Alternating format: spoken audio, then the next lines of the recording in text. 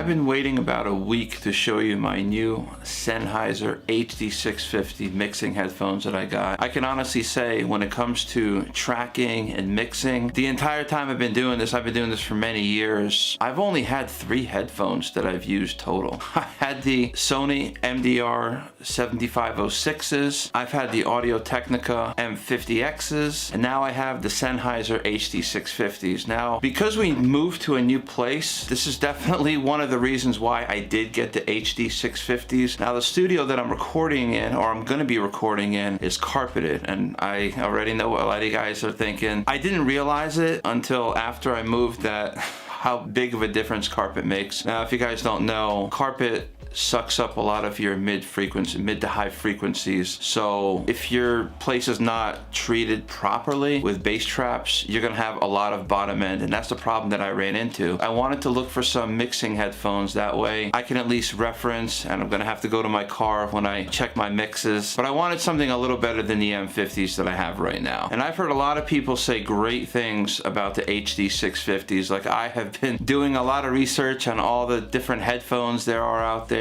for tracking and mixing, and the HD650s just really caught my eye and I wanted to try it out. So in this video, I'm going to be unboxing the HD650s, and I'm going to compare it to the Audio-Technica M50s that I've been using for the last couple of years. And I can kind of talk about the differences between the HD650s, the M50s from Audio-Technica, and the MDR 7506s by Sony that I started with. Actually, my dad handed it down to me, and I've had it for many years. He had it for many years. Listen, guys, these headphones, the MDR 7506s, they've been around since like at least the 90s. So I'm going to talk a little bit about the comparison. If you've used any of those 2 headphones, I'm talking about the 7506s or the Audio-Technica M50Xs, so that way you can kind of have an idea if you're trying to get the HD650s. I wish there was a way you guys could get a hold of my ears and listen in exactly what it sounds like, but unfortunately I can't really do that. So I'm just going to describe in detail what I think of these headphones. Also, yes, we are in a new recording studio, and no, I do not have bass traps up right now, hence why I got the HD650s. I am going to be installing my own bass traps within a couple weeks, but I gotta make do with what I have so far. So let's get into this unboxing. The box itself is pretty easy to open up. I mean, I've unboxed stuff that was impossible to open up without whipping out a chainsaw, but I'm super excited to try these 650s out. The first cable that came with the headset is a 1/4-inch adapter, which could definitely come in handy if you're trying to switch between different sources or equipment. The main cable is extremely long, much longer than the cable for my Audio-Technica M50Xs, which I really like because my desk is pretty wide as well as long. So if I want to have a more low-key profile, having a longer cable just makes things so much easier. Something I saw in a lot of reviews is the level of comfort out of these HD650s. If I have a long tracking or mixing session, the level of comfort out of your headphones gets bumped up to the priority list. And these are extremely comfortable, but you know what? I'm gonna have to put these to the test on my next recording project. Tonight what I want to do is I want to do a real comparison between the Audio-Technica M50Xs and the new Sennheiser HD650s that I got. I'm going to take some notes. I'm going to be listening into the last track I did, which is the I Had Some Help from Post Malone and Morgan Wallen cover. If you guys want, check it out. It's one of the latest uploads that I did. I thought it was pretty cool. It was from the old place. And I just want to take some notes and just really give you guys a solid comparison on everything, positive, negative, about both of these. So I'm going to come back tomorrow and let you know what I think.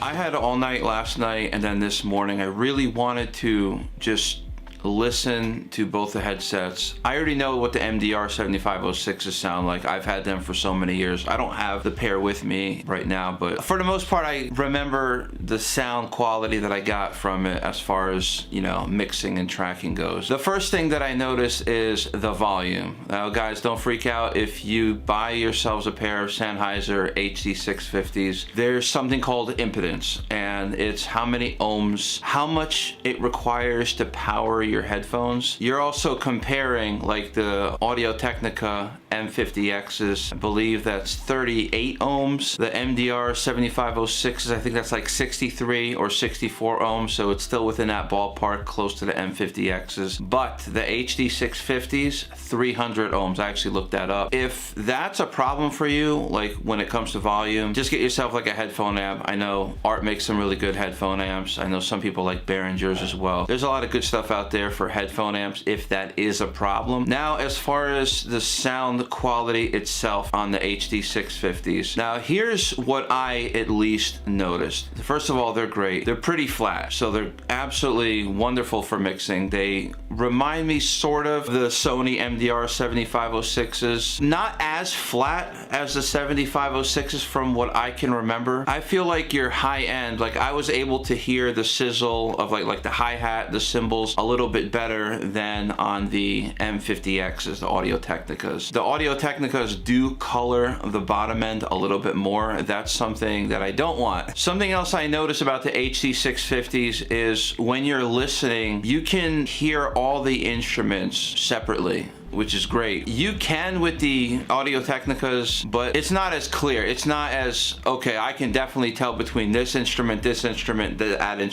instrument. Comparing the HD650s with a lot of the sources that I've used, like I played my music from my iPhone, on my car speakers, external speakers that I have in the other room. I can honestly say that what you hear out of the HD650s is extremely close to what you hear from like other sources. Except Beats headphones, because those are so bass boosted, that's not even, we're not even having that discussion. The price point on the HD650s did recently change on Sweetwater, $500. I got it for $400. $500 is a little steep. Also, huge shout out to Sweetwater. They actually gave me the $400 price tag. It was $500 the day that I was gonna get it, and I talked to my Sweetwater rep. They hooked me up with the $400 price tag instead. So shout out to Sweetwater for hooking us up with that price. Now the big question is, are the Sennheiser HD650s worth the $500 or even the $400 price tag? I'm sure you guys could probably get it for 400 bucks. I would say it really depends. If you have a really good room for mixing, like not my room,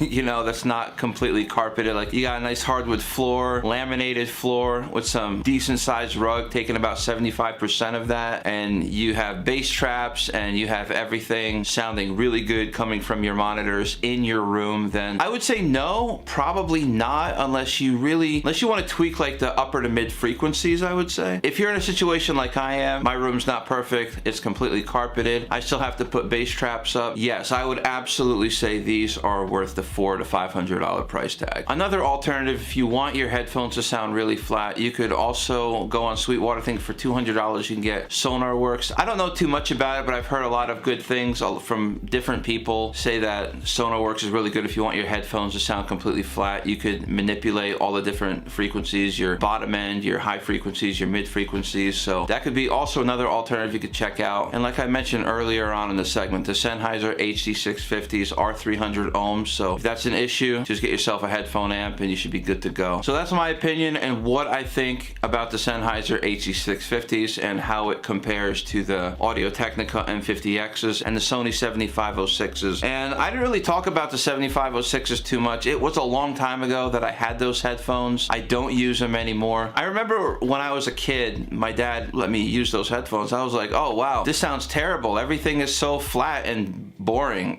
It wasn't until I got into recording to realize, oh, that's a good thing when it comes to mixing. So I hope you guys enjoyed this video. If there's anything you want to add to this discussion, drop it in the comment section below. Even if your experience on headphones that I haven't mentioned in this video, I would definitely love to know what your experience is, and maybe I'll learn something as well. We're always learning something new with recording. If you enjoyed this video or got something out of it, be sure to smash that like button, leave some comments, be sure to subscribe and turn on that notification notification bell so you don't miss out on any of my future videos. I know I haven't been coming out with a lot of videos lately. That's only because we were in the process of moving the last month or so. Everything was just kind of crazy, but we are going to be working on an original. I'm working with Jack Trudeau. He's a producer out. He was out in California, but I think he's out in Tennessee. We have originals coming out. We're going to be doing some songs that I'm going to turn into pop punk, punk rock, maybe a little bit of metal. You know, we'll see what happens, but I hope everyone has a great rest of the day. Stay rocking, stay creative.